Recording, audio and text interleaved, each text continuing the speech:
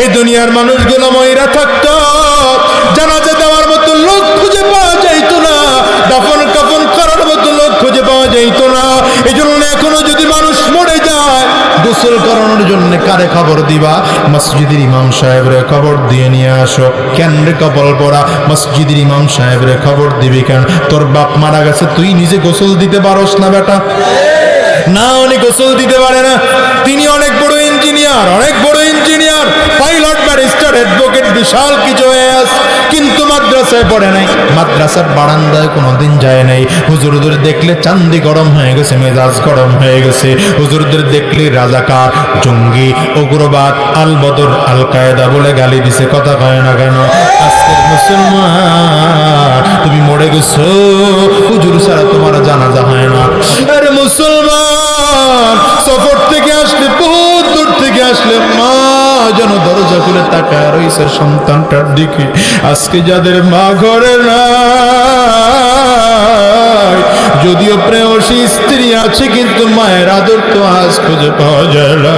ওরে দুনিয়ার মুসলমান, হিসাব মিলায় দেখো, যাদের ঘরে বাবা নাই, যাদের ঘরে মা নাই, ওদের চোখে পানি, কারণ এদের মার কথা মনে পড়ে গেছে, বাবার কথা মনে পড়ে গেছে।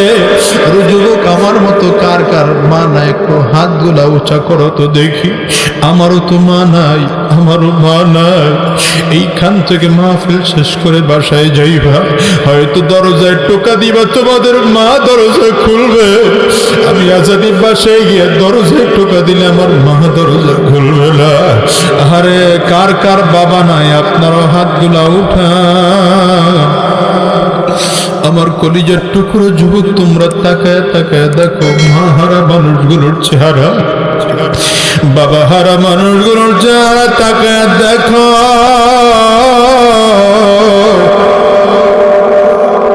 এদের চক্ষু দিয়ে টপ টপ টপ টপ করে পানিগুলো পড়ে।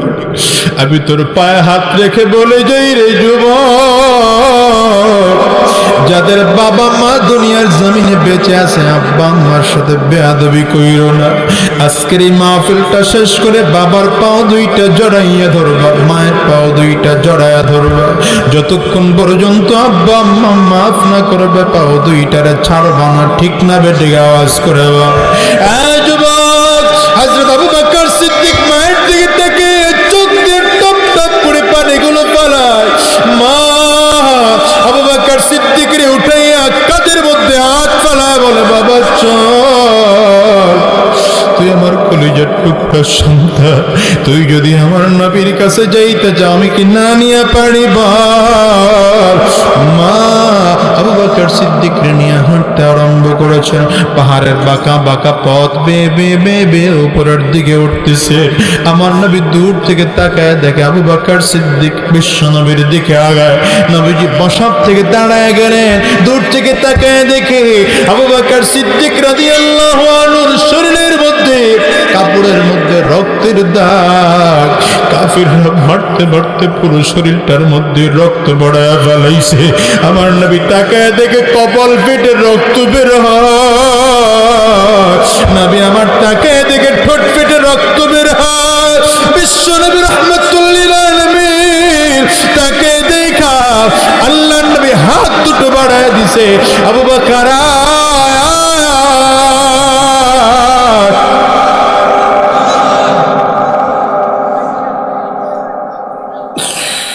আমি নবীর কোলে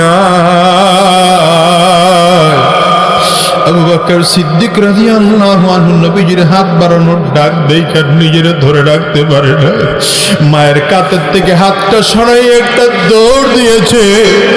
হুমড়ি খায় আবু বকর সিদ্দিক জমিনের মধ্যে পড়ে গেছে।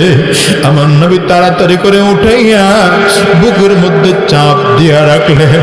আবু বকর সিদ্দিক আমার নবীরে পাইয়া গালের মধ্যে চুমা দেয়, কপালের মধ্যে চুমা দেয়, হাতের মধ্যে চুমা দেয়। আর ডেকে ডেকে বললেন, পয়গম্বর আপনার কি কোনো ক্ষতি হয়েছে নাকি?